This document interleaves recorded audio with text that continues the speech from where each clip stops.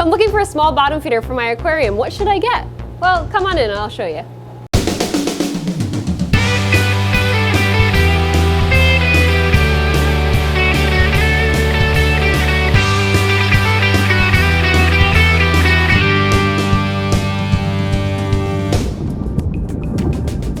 Today we're talking about one of the most popular bottom feeders in the aquarium industry, the Cory catfish.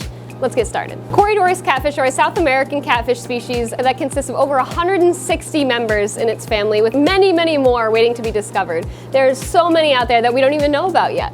But here in the aquarium industry, we do have lots of different varieties, and I have quite a few here available as well. We're just gonna go over what Cory catfish are and how to care for them, and what I have in stock here at OSA Wakefield. Cory catfish come in all different sizes, ranging from 1 inch all the way up to 3 inches. We have a lot of available here that are within the 1.5 inch range. That would be great for an aquarium 30 gallons or larger. We even have some very small dwarf species, which technically aren't Corydoras, but they are a very, very close relative. That would be great for tanks anywhere from 5 to 10 gallons. Corydoras are a relatively hardy species, but they can be a little sensitive, so I usually don't recommend them as the very first fish you put in your aquarium. I typically suggest adding them later on after the tank has cycled, so that way that they don't have to deal with any high ammonia or nitrite levels, as they can be sensitive to that. Once the aquarium is established, the Cory cats, like I said, are relatively hardy, and they're usually not very picky eaters either, so they're very easy to feed.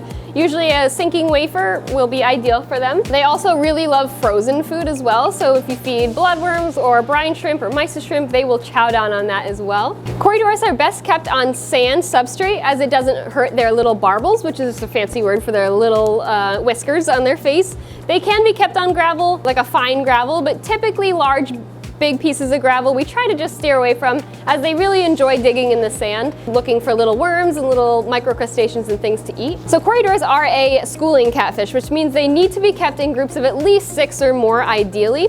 You can start with a small school of 3, but I usually always suggest at least 6, as they will tend to be a lot happier and a lot more outgoing and out and about in the aquarium, as they feel safer in groups. In the wild, they can school in groups of hundreds, if not thousands, of Corys, so they really are happier with the more you can add to the aquarium. Corys can tolerate quite a wide range of temperatures, so they usually do well anywhere from as low as 72 up to 84 degrees. I have some in the discus display tank at about 83 degrees, and they do really, really well. If you do a nice cool water change too, then you can even get them to spawn in your aquarium as well. So Corys are a community fish, so they do really well with pretty much any friendly tank mates. Ideally, they should be kept in a community aquarium, or possibly even semi-aggressive, like on the larger species, but any of the smaller guys are great with anything from guppies, platies, mollies, tetras, and really anything. They also will not harm shrimp, even baby shrimp. I've never seen them really, try and eat them. And they also don't bother snails or plants or anything like that. The only thing you have to watch out for in a planted aquarium is them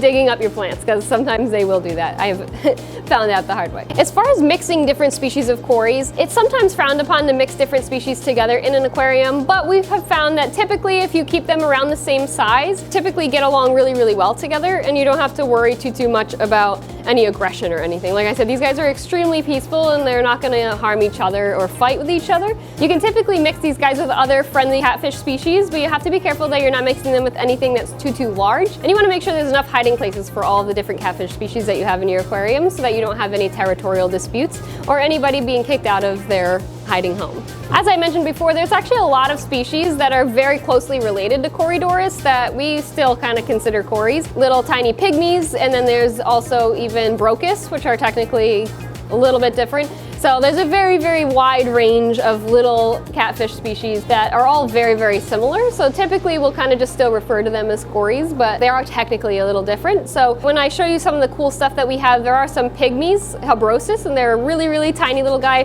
Those guys are fantastic for a nano aquarium. Like I said, they should be kept in a group just like everybody else.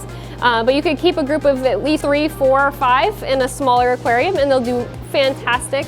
And like I said, the more you have, the better. Another awesome thing about Cory catfish is they're actually a diurnal species, which means that they are not nocturnal. They're actually out all during the day, moving around, being active and eating and finding food. So that's what makes these guys really cool, because a lot of catfish species are actually nocturnal, so you won't usually see them very often, but these guys are just the opposite. One little fun fact about Cory cats too is that they are venomous, but it's very mild. On their pectoral fins, they have little tiny venom injectors that is self-defense. So just be careful anytime handling your cories, like taking them from a bucket to the tank. Just try not to grab them or anything, as that you could get poked. It's just a little sting, but you just want to avoid that. So if you guys are looking for an awesome little schooling cory catfish for the bottom of your aquarium, definitely come on in, check them out, come visit me and check out the store. Thank you guys so much for watching another episode of Ocean State Aquatics TV with me, Salty Alley, at our Wakefield location. And you know what to do, keep it fresh, babies.